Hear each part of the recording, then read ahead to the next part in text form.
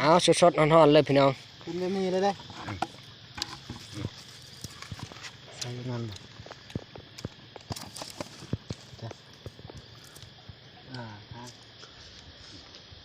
ถ่ายองค์ผู้ชาง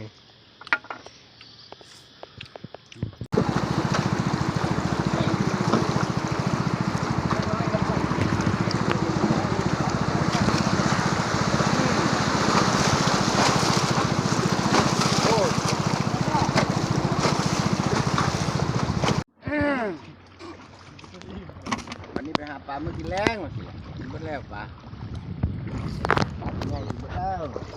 เรือแต่ปลาตัวน้อย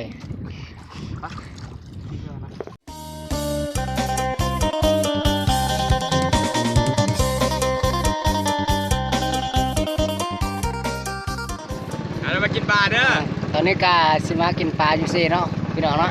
ข้าวคณะเข้าไปเนาะข้าวขนาไปเนาะฮะกามือแรกเนาะเพราะว่าเฮากาส่วนไรบ่ค่อยสิมีเวลาเนาะพี่น้องเนาะเอาพักเขาจะพูดอยู่เด้อให้นำปลาพักเขาจะพูดเอากันบรรยากาศกาคือสิประมาณนี้แล้วเนาะทุกคนเนาะแบบว่าแดดกาบ่ค่อยสิได้ออกเนาะมื้อนี้เนาะฝนมันกาสิตกแดดนะทุกคนเลย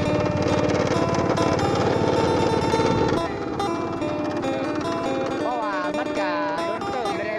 คนที่ว่าเฮาไปเฮ็ด YouTube มาเนาะ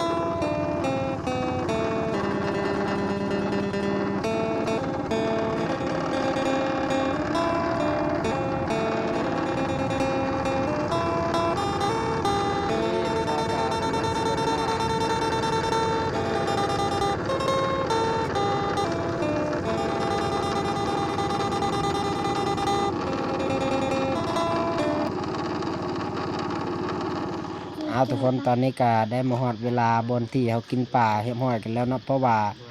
เขาก็บ่ได้ถ่ายคลิปตอนที่เขาใส่หมองเนาะจักได้เนื่องจากปลามันก็ค่อนข้างสิบ่ค่อยสิถึกปานใดเนาะทุกคนเนาะแต่ว่าธรรมชาติมันก็ค่อนข้างสิคักเนาะทุกคนเนาะบรรยากาศแถวแคมป์ซีมีป่ามีหยังแลเนาะตอนนี้เขาก็กำลังสิซอยปลาหรือว่าซอยจำนี่แหละทุกคนเนาะ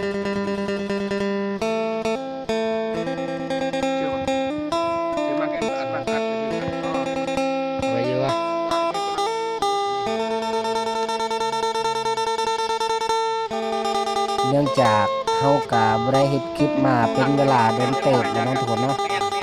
ซึ่งว่าในมื้อนี้ได้มีโอกาสที่ว่าได้ไปหาป่ากับหัวหน้าเนาะซึ่งว่าเพิ่นก็อยากมาเยี่ยมยามบ้านเฮาอยากไปหาป่าอยู่ที่เขตธรรมศาสตร์แต่บ้านเฮาเนาะเฮาก็เลยพาเพิ่นมานำเนาะทุกคนเนาะสดๆร้อนๆเลยพี่น้องแต่ว่าบ่มานเนาะเพราะว่าปลามันก็ค่อนข้างสิบ่ได้หลายเนาะมื้อนี้นะ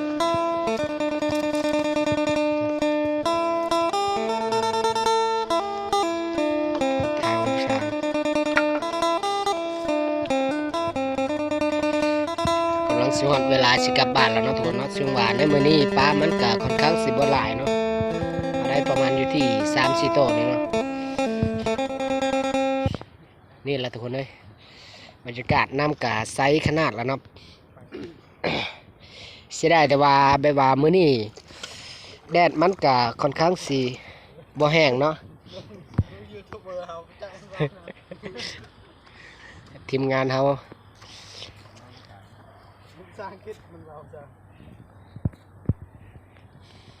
บรรยากาศนะทุกคนเลยเขาก็เห็นบรรยากาศดีแล้วเนาะ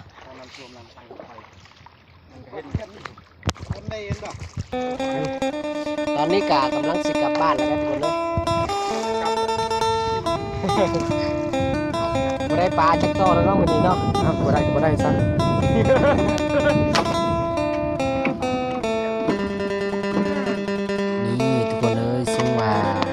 ศาสตร์มันก็ค่อนข้างสิสวยงามเนาะเพราะว่าเฮาก็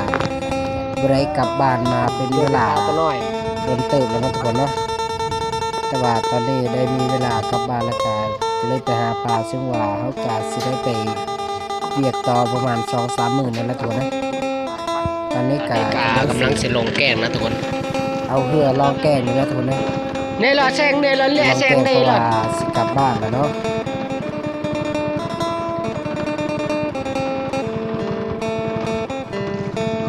เป็นไงล่ะ